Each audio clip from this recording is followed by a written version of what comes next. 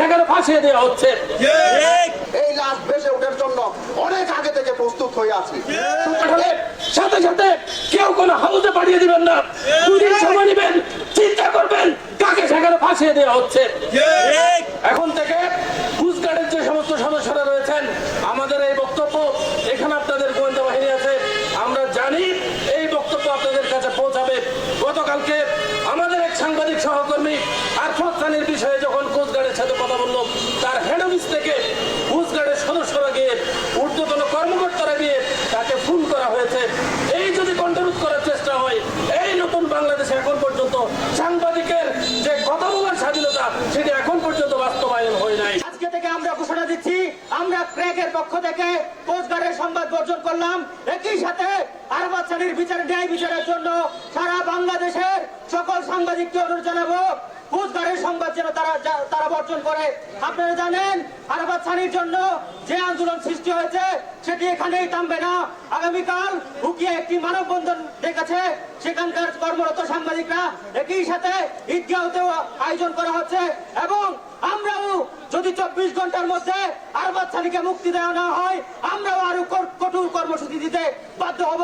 এই মানববন্ধনটা থামানোর জন্য কোস্টগার্ডের উচ্চ পর্যায় থেকে আমাদের কাছে তদবির করা হচ্ছিল। হুমকি দেওয়া হয়েছে আমাকে, আজিম নিহাতকে হুমকি দেওয়া হয়েছে। কে হুমকি দিবেন আপনারা? 20 লাখ, 20 লাখ, 40 লাখ ইয়াবাদি হয়তো চালান করবেন, 200 বন্দুক দিয়ে চালান দিবেন, অথবা লাশটা সাগরে ভেসে উঠবে। এই লাশ ভেসে ওঠার জন্য অনেক আগে থেকে প্রস্তুত হয়ে আছি। সুতরাং লাশ ভাসিয়ে তোলার হুমকি দিবেন না। বাংলাদেশের মানুষ তথা কক্সবাজারের মানুষ জানে, বর্তমান সাধারণ মানুষ জানে আপনারা কি করেন, কি কর্ম করেন।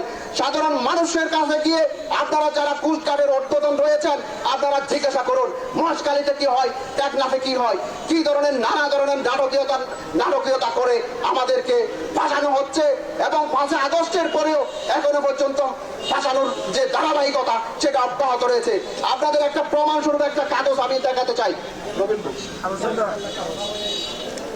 আমাদের সহকর্মী আরফাত সানিকে গ্রেফতারের পরে আইএসপিআর থেকে একটা প্রেস বিজ্ঞপ্তি দেওয়া হয়েছে। আইএসপিআর যেটি 3 বাহিনী অন্তঃবাহিনী পরিচালনা করে বাংলাদেশের সর্বোচ্চ, যেটি যদি বিদেশের সাথে যদি কোনো যুদ্ধ লেগে যায় এই আইএসপিআর আমাদের সংবাদ দিবে।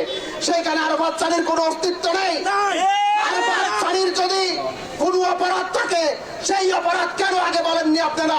আপনাদের বিরুদ্ধে যখন সেই বক্তব্য দিয়েছে, আপনাদের বিরুদ্ধে যখন সংবাদ প্রকাশ করেছে, তখন আপনারা নানা ফোন দিয়ে তাকে টার্গেট করেছেন।